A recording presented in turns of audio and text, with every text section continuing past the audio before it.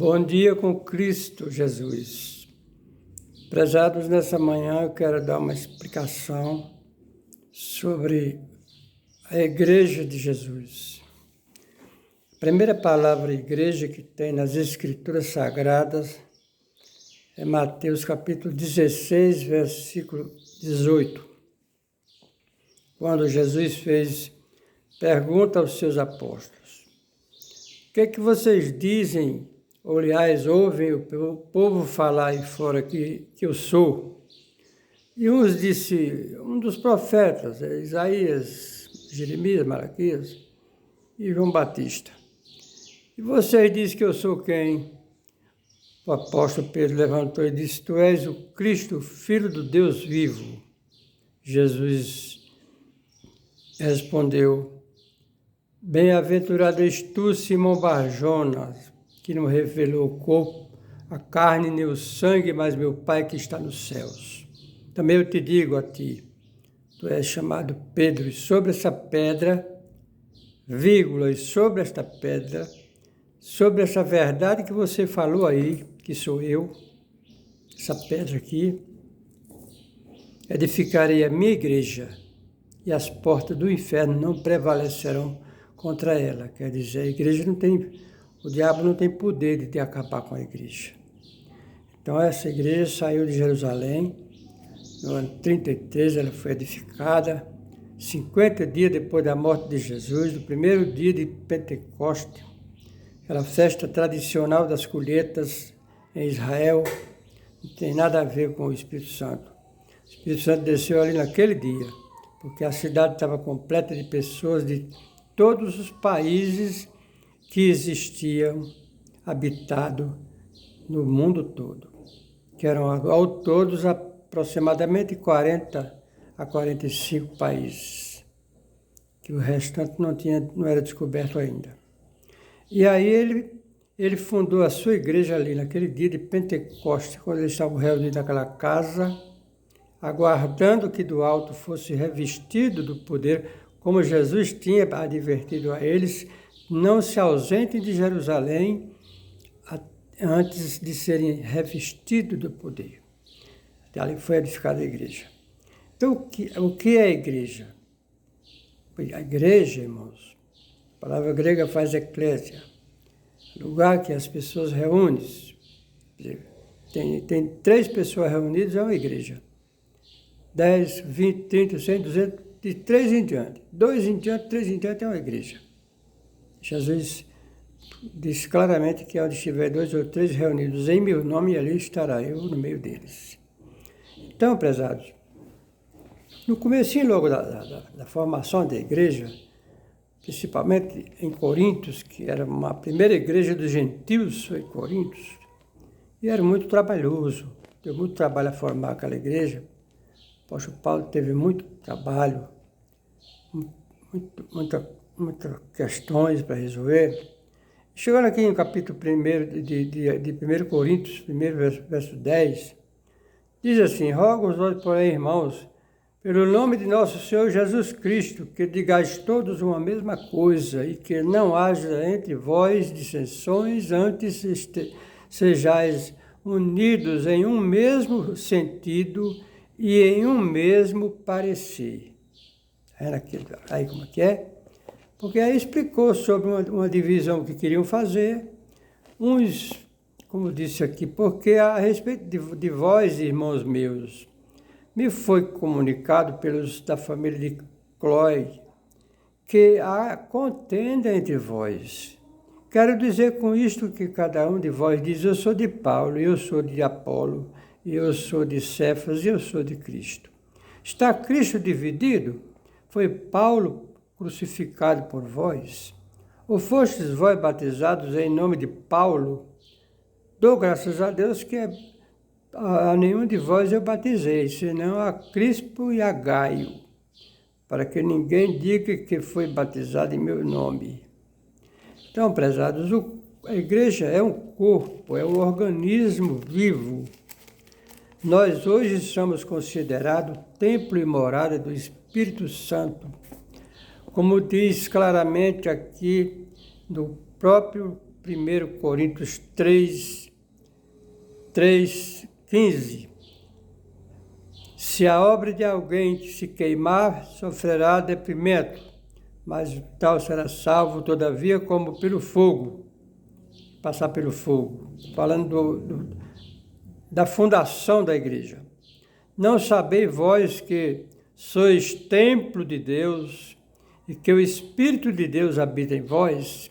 Se alguém destruir o Espírito de Deus, Deus o destruirá, porque o templo de Deus que sois vós é santo. Ninguém se engane a si mesmo. Se alguém dentre vós se tem por sábio deste mundo, faça-se louco para ser sábio. Porque a sabedoria deste mundo é loucura diante de Deus, pois está escrito, ele pega os sábios nas suas próprias astúcias.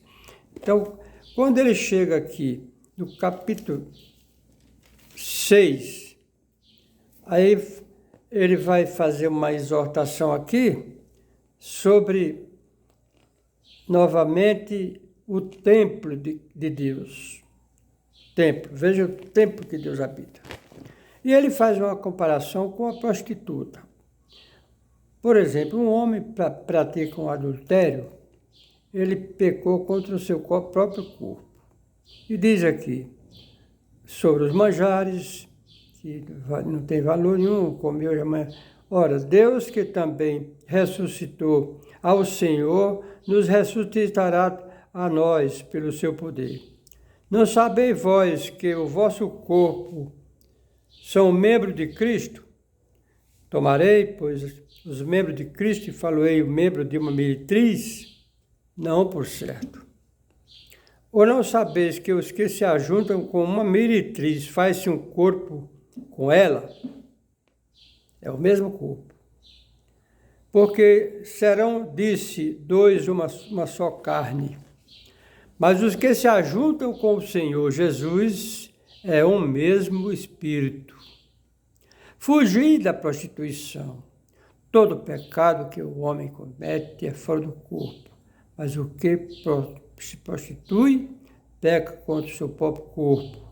Ou não sabeis que o vosso corpo é o templo do Espírito Santo que habita em vós, proveniente de Deus, e que não sois de vós mesmo, porque fostes comprado por bom preço, quer dizer, o preço de sangue não de carneiro nem de bode, mas de um cordeiro santo e imaculado. Glorificai, pois, a Deus no vosso corpo e no vosso espírito, os quais pertencem a Deus. Então, prezados, a igreja que Jesus edificou no ano 33, naquela grande casa que estava reunida 120 pessoas que se converteram em todo o trabalho de Jesus, só tinha 120 pessoas reunidas e firmes, aguardando a revestido do Espírito Santo e ali a edificação da igreja. Quando ele chega aqui, como eu já falei, a igreja é um organismo vivo, como se fosse, por exemplo, o nosso corpo, mesma comparação. O nosso corpo tem dezenas e dezenas de juntas, membros, cabeça, braços, pernas, dedos. É um conjunto, um corpo preparado com todas as juntas e medulas, e, enfim, é um corpo. E esse corpo, para ser perfeito e para andar perfeitamente, ele precisa ser um corpo que tenha conjuntos e união com todos os equipamentos, todos os membros, nervos, veias, ossos, células. Nosso corpo humano tem mais de 450 milhões de células para poder funcionar esse corpo. Cada célula dessa é um membro do corpo, daquele corpo. Cada junta é um membro. Só numa mão nós temos aqui várias juntas, né? Várias separações. Juntas, 1, 2, 3, 4. Cada mão tem 8, 10 juntas. Tudo preparado. Aí quando chega aqui em Efésios, no capítulo 4, chega aqui no versículo 12, diz assim, vamos começar do 8. Pelo que diz, Jesus subiu ao alto, levou cativo o cativeiro e deu dons aos homens. Ora, isto que ele subiu, que senão também antes tinha descido às partes mais baixas da terra, quer dizer, foi sepultado num buraco. Aquele que desceu é também o mesmo que subiu acima de todos os céus. Quer dizer, o trono de Deus foi construído no derradeiro céu para cumprir todas as coisas. E ele mesmo deu uns para apóstolos, outros para profetas, o dom, e outros para evangelistas, o dom de evangelistas, outros para os dons de pastores, outros querendo aperfeiçoamento dos santos, para a obra do ministério, para a edificação do corpo de Cristo. Olha, o corpo de Cristo é como se fosse um corpo humano.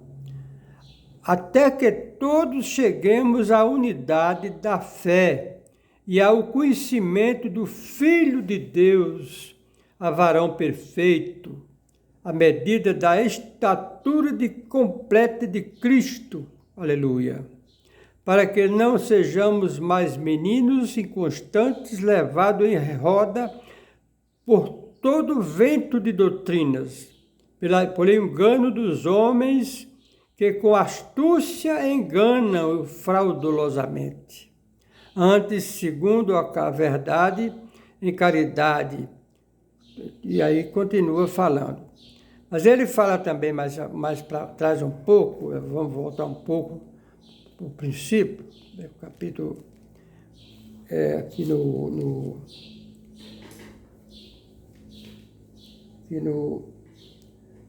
versículo 16, vamos ver o 16, irmãos. Vamos voltar ao 16.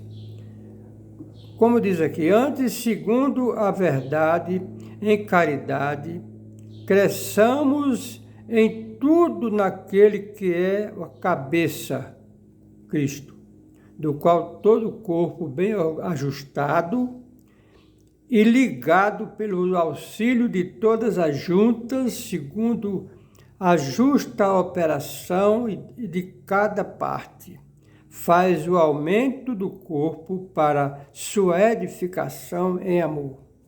O corpo tem que estar ligado com suas juntas, sua medula, seus nervos, suas juntas, tudo da cabeça até os pés.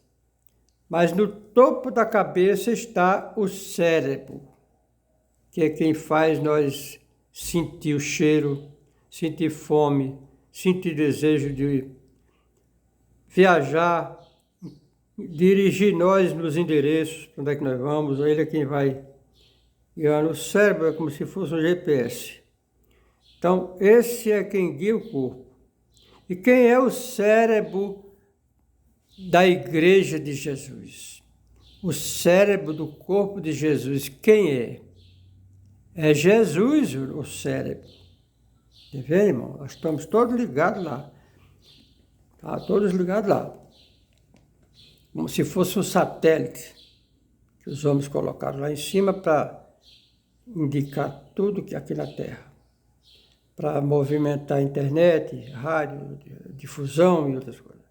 Então, Jesus está acima de todos os céus e é o cérebro da cabeça da igreja. Jesus é o cabeça. Então, é isso que eu queria explicar para vocês, irmãos, mostrando que nós somos o templo e a morada do Espírito Santo.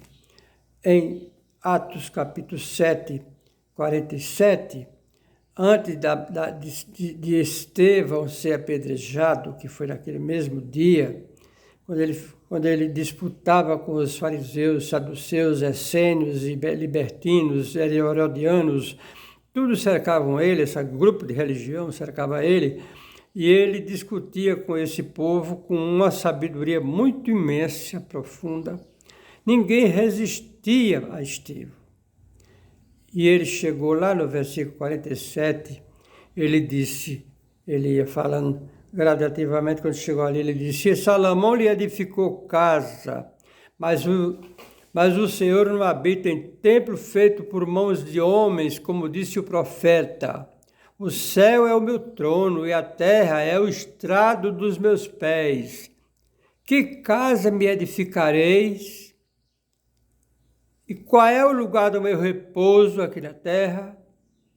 Não é dentro de um templo de tijolo, não, meus irmãos. É dentro do templo que Jesus edificou, que é nós, a igreja convertida ao nome de Jesus. Não precisa de templo com placa, o CNPJ, ter que prestar conta ao governo, porque se onde entrar muito dinheiro, é claro que tem que prestar conta para esse dinheiro não ser lavado ou haja também corrupção. Então, as religiões arrecadam, mas ele tem um CNPJ e ele presta conta todos os anos à Receita Federal. Ele declara, ainda que as religiões são isentas de imposto, mas ele tem que declarar o que entrou e o que saiu e o saldo que tem. E em que empregou. Tem que provar em que foi que empregou. Está vendo, irmãos, como é que é? Então, a Igreja de Jesus, irmãos, ela não arrecada volume de dinheiro.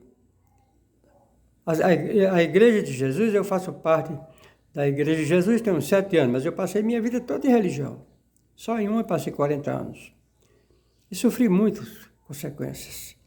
Deus me libertou e abriu a minha mente e os meus olhos espirituais, e eu estou agora fazendo parte dessa igreja sem templo, sem placa, sem pastor, sem dízimos, sem nada. Só se usa a coleta voluntária para ajudar uns aos outros quando tem necessidade. Entendeu, prezados? Então, aqui essa explicação que estamos prestando para vocês, para melhor entendimento, porque a gente tem que ter responsabilidade naquilo que nós estamos fazendo, irmão. Isso aqui não é brincadeira, não. O Evangelho é sério. Lá em Deuteronômio, capítulo 4, está escrito que Deus não aceita acrescentar e nem diminuir. Quem faz isso recebe as consequências. Provérbio 30, verso 4, também fala que não acrescentar e nem diminuir, para que ele não te ache em falta e seja um mentiroso. Apocalipse 22, irmãos, 16 em diante está escrito: testifico que todo aquele que acrescentar qualquer palavra do livro desta profecia, Deus acrescentará sobre ele as pragas que vão ser escritas, que vão acontecer através desse livro. Então, e quem diminuir, Deus diminuirá o seu nome do livro da vida e riscará o seu nome do livro da vida. Ainda que estava escrito, mas se você acrescentou, criar dogma que a palavra não mandou, um dos dogmas mais conhecidos de todo o universo, que tem muitos, eu tenho uns 40 dogmas que as religiões criaram que não prova aqui na Escritura, não passa aqui. E um deles é o Natal. O Natal é uma festa pagã que já vem antes de Cristo, mais de 2000 anos antes de Cristo. E ela caiu dentro da Igreja Católica. Em 316 foi fundado a Católica Apostólica Romana e caiu lá dentro. No primeiro concílio de Nicéia, quando a igreja sofreu aquela grande apostasia, que veio lá de Jerusalém até ali, cada imperador perseguia mais, matava mais e torturava mais. Quando chegou em Constantino, ele criou uma estratégia diferente, fez usou de astúcia, como quem se arrependeu e foi batizado na religião cristã, e chamou os bispos e passou a enganar todo mundo, e eles caíram, e ali foi a grande apostasia, irmão. E quem não aceitou ali se agrupar com Constantino, imperador romano, foi perseguido e morto, por ordem dos próprios bispos da igreja, que há pouco tempo pregavam e eram perseguidos, e depois agora já não são mais perseguidos, e já estão perseguindo os que não aceitaram essa parte. Então eu estou explicando isso aqui para vocês. Vocês vejam aqui em Colossenses capítulo 1, irmão. Olha que coisa importante aqui. Como é que diz aqui? Diz assim, vamos começar do versículo 13. O qual nos tirou, está falando do nosso Salvador, né? Que nós temos que corroborar com ele em toda a fortaleza, segundo a força da sua glória, e toda a paciência e longanimidade com gozo, dando graças ao Pai que nos fez idôneos, para participar da herança dos santos da luz, o qual nos tirou das potestades das trevas e nos transportou para o reino do seu Filho, irmão, Filho do seu amor, em quem temos a redenção pelo seu sangue, a saber, a remissão dos pecados, o qual é a imagem do Deus invisível e o primogênito de toda a criação. Jesus é a imagem do Pai eterno. Entendeu, prezado? Ele é a imagem do Pai, do Deus invisível, que ninguém vê, mas quem vê a natureza vê Deus. O primogênito de toda a criação, foi a primeira criatura que Deus criou, foi ele, irmão. Porque nele foram criadas todas as coisas que há nos céus e na terra, visíveis e invisíveis. Quantas coisas tem aqui no nosso meio que nós não vemos, né? E além de aqui para baixo desse universo horizontal, irmão, ali no horizontal e no vertical, você não tem fim. Quantas pessoas passam perto de nós, pessoas espirituais, e nós não vemos? É um mundo invisível dentro do nosso mundo aqui visível, irmão. Nós estamos aqui em qualquer lugar e o espírito do demônio está passando pelo nosso meio ali, e muitos espíritos. E tem os anjos também, tem os elementos bons que Deus manda para guardar e enfrentar o demônio que está querendo nos colocar em um abismo. Então veja bem, e ele é antes de todas as coisas, e todas as coisas subsistem por ele, porque Jesus estava construindo o mundo junto com o Pai. E ele é a cabeça do corpo da igreja, irmão. Olha que coisa. Nós falamos no cérebro desse tanto, né? Pois Jesus é a cabeça do corpo que é a igreja. Glória ao nome do Salvador. E o princípio e o primogênito dentre os mortos, para quem tudo tenha a preeminência, porque foi do agrado do Pai que toda a plenitude nele habitasse. É um esplendor muito grande, é uma grandiosidade. Jesus é a glória, Jesus é o céu, irmão. E que, havendo por ele feito a paz, pelo sangue da sua cruz, por meio dele, reconciliando consigo mesmo todas as coisas, tanto as que estão na terra como as que estão nos céus.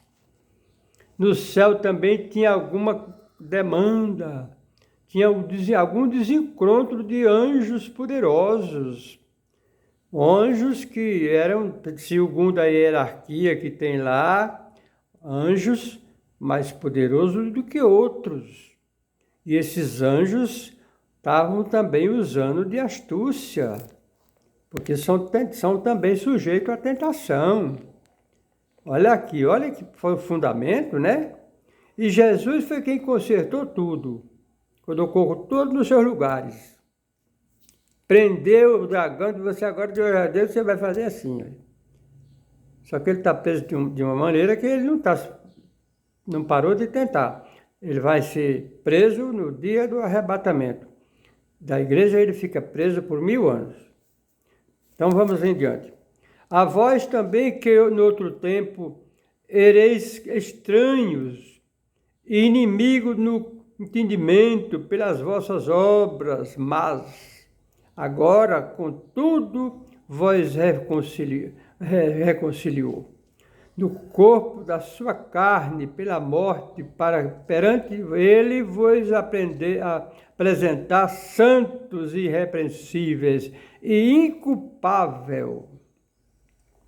Se na verdade permanecerdes fundados e firmes na fé, e não vos movedes da esperança do evangelho que tendes ouvidos, o qual foi pregado a toda criatura que há debaixo do céu, e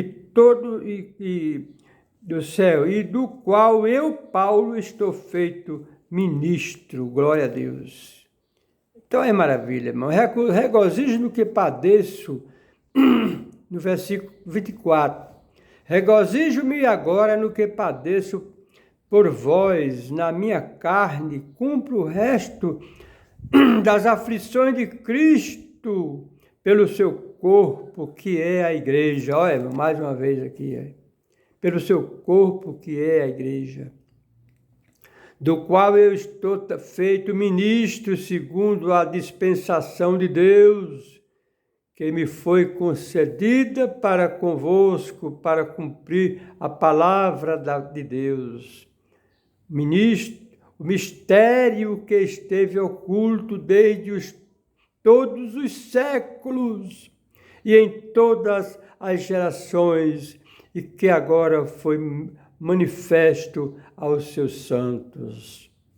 Olha, irmãos, o mistério. O evangelho, irmão, é mistério.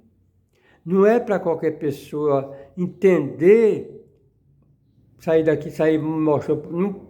Irmão, isso aqui é grave.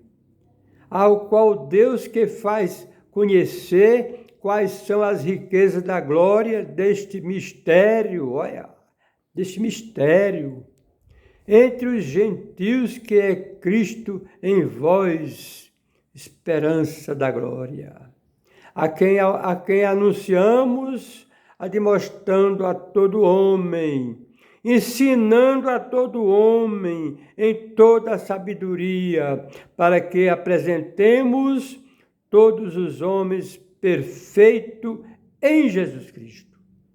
Ensinamos, irmãos. Nós precisamos ensinar nas casas, fazer estudo bíblico, fazer palestra, ensinar o povo, porque no dia que vão ser batizados, ele já sabe o que vai fazer. Não é pegar uma pessoa oriunda lá das trevas e batizar. Vamos arriscar batizar, que depois de batizado ele tem que ter conhecimento, irmão, e aprender. Não é para fazer profissão de fé no dia de batismo, não. É o conhecimento. 29. E para isto também trabalho, o apóstolo, combatendo segundo a eficácia que obra em mim poderosamente. Aleluia! Essa é a verdade, irmãos. Quem quiser fazer parte do corpo de Jesus, cumpra o que ele falou em 14 de João, 15 de João, 14 e 15 de João. Eu sou a videira verdadeira e vocês são as varas, os galhos. todo aquele que fica pregado em mim, enxertado em mim, dá fruto, irmãos. Então, para ser um servo do Altíssimo, tem que estar ligado na videira que é Jesus. Amém? Terminamos essa explicação, terminamos este vídeo, dando glória a Deus por Jesus Cristo, nosso Salvador. Amém.